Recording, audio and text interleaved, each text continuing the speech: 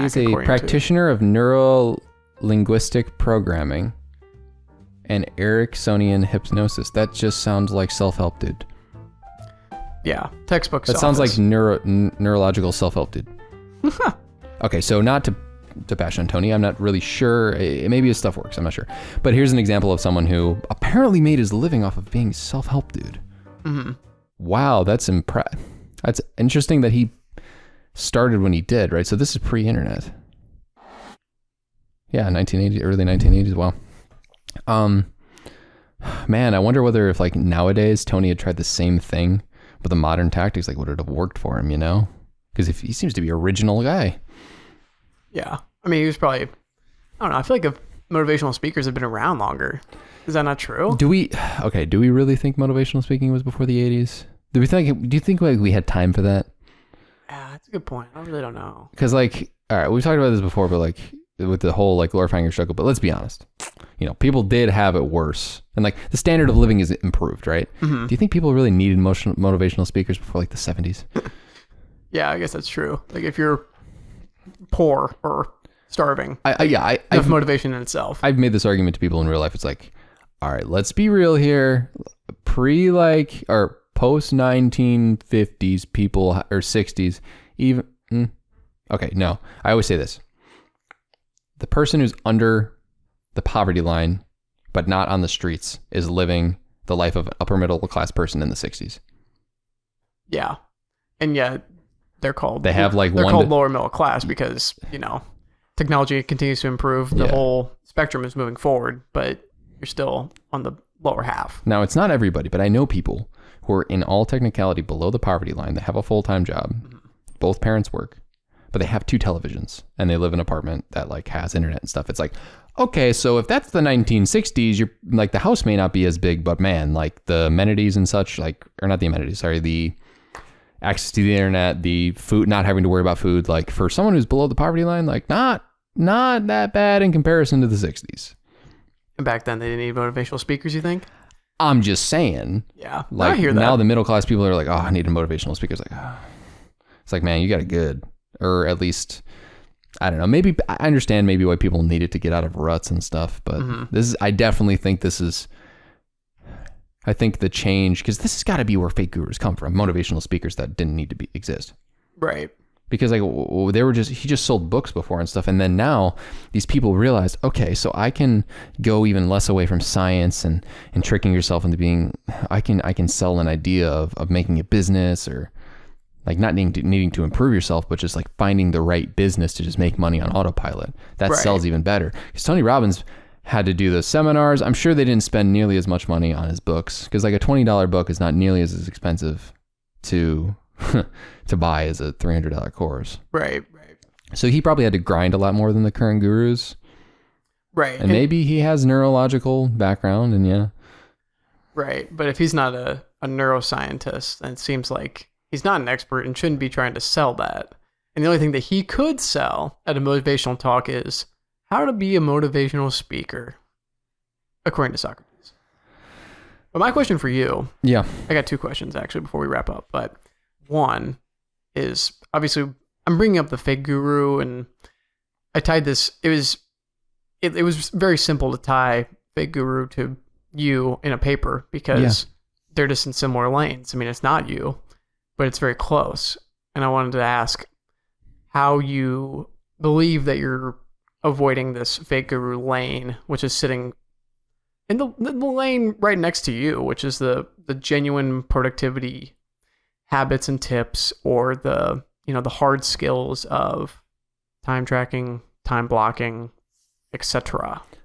I think a lot of it is I have tried to, maybe not in the exact content I create regarding the tips I make and such, but following the path that was laid out by other YouTubers who have been pretty honest and have not sold courses. Mm-hmm. Like, okay, can I make a website that has an email list and stuff?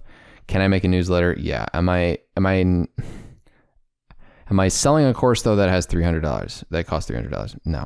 Am I ever really going out of my way to overly plug things? Not really.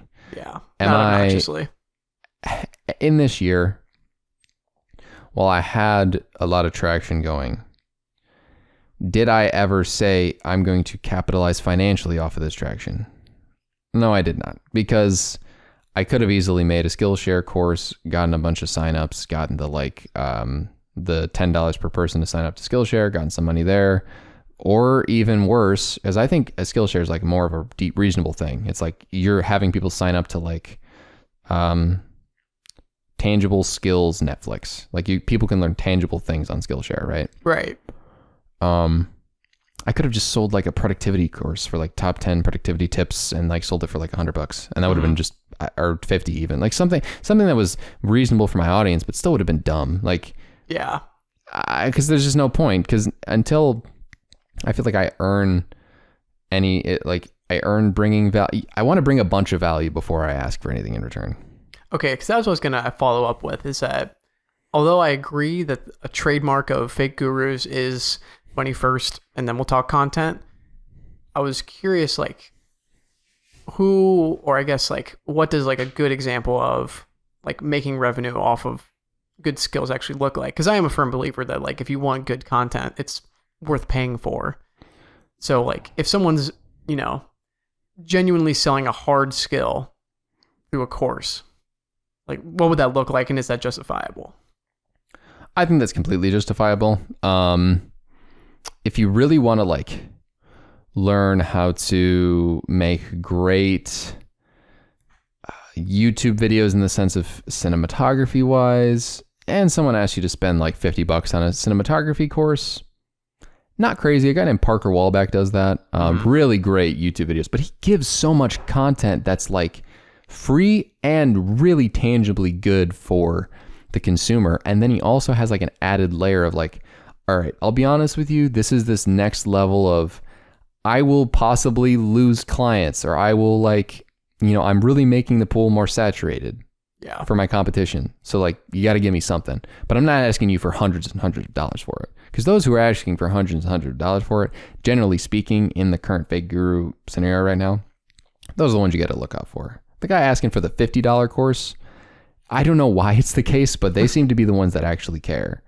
Yeah. And like are genuinely, they're like, okay, it's kind of not okay that I am making the area more saturated. However, I will admit I have confidence in myself to maintain a higher level of I'm above them in the competition ladder because I am good at making videos, and that's I am the king. So it's fine. You prove it with your content first. It seems like he's genuine.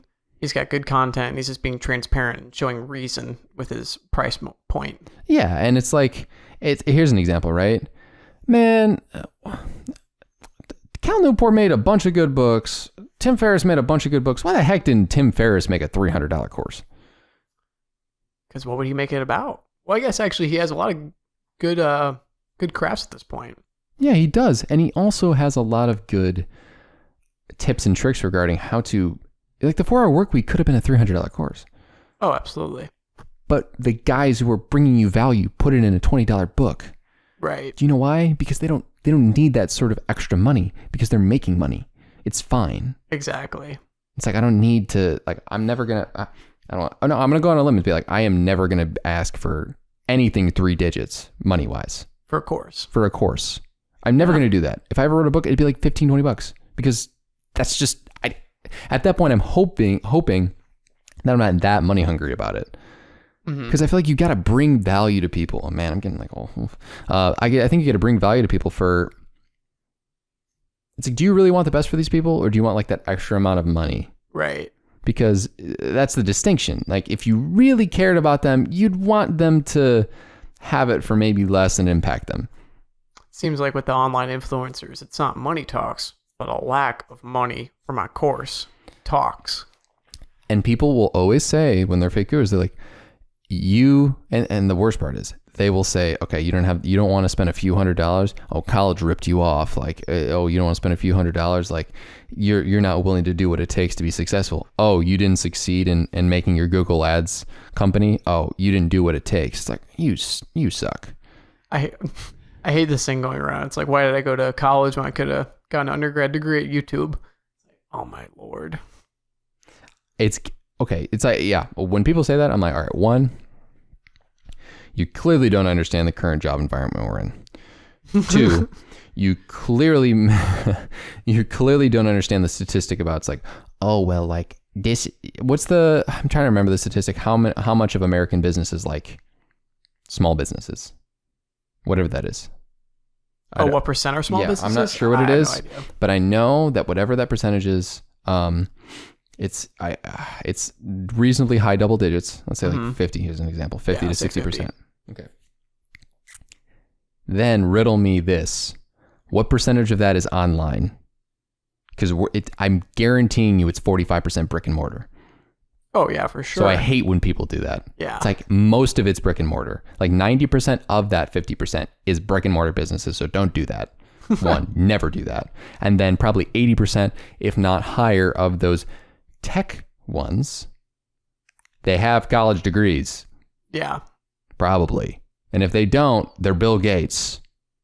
Yeah, exactly. You gotta be brilliant to be, I don't know, maybe YouTube will provide more real knowledge in the future, but you gotta be brilliant already. I agree. And it's like, okay, so this is the way that YouTube can become a degree in their weird argument. If they start at like 12 years old, they build a skill, a ridiculous skill, they make a side hustle while they're in high school, they build up the business, and then by the time they're done with high school, they can then take this side hustle into being a full-time income. And they also were really good, really entrepreneurial, and you're working under the assumption that everyone is entrepreneurial. Yeah. Which is a horrible assumption. Well, you're also working on the assumption that your skill is something that, one, is on YouTube, and two, is actually a skill.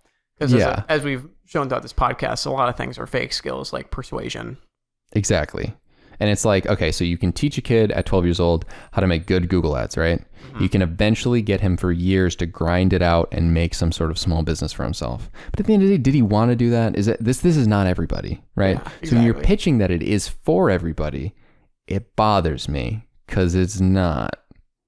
Right. It's just going back to that point. I mean, it's just without context, right? I mean, you cannot relay some kind of goal to people that they're going to make them six figures if it's just not reasonable, because you have to either be in the same lane as the viewers that you're watching. Like if you're somebody who makes websites and you say, I made six figures making websites, this is exactly what I did, and this is exactly what you can do, maybe. But if you're just giving people these abstract tips, it sounds not reasonable. You can't bring abstract tips to a finite goal.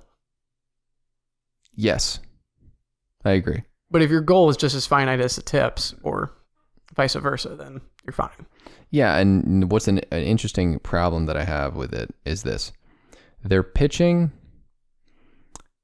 as if the 9 to 5 is the answer for nobody. They demonize the 9 to 5. They demonize it. They demonize a lot of things about it. And I'm just like, yo, tell any cancer patient, oh, the 9 to 5 is bad. If you want to see this episode or any other episode of the Rise Productive podcast, make sure to go and check the show out on Apple Podcasts, Spotify, and anywhere else that you can find podcasts today.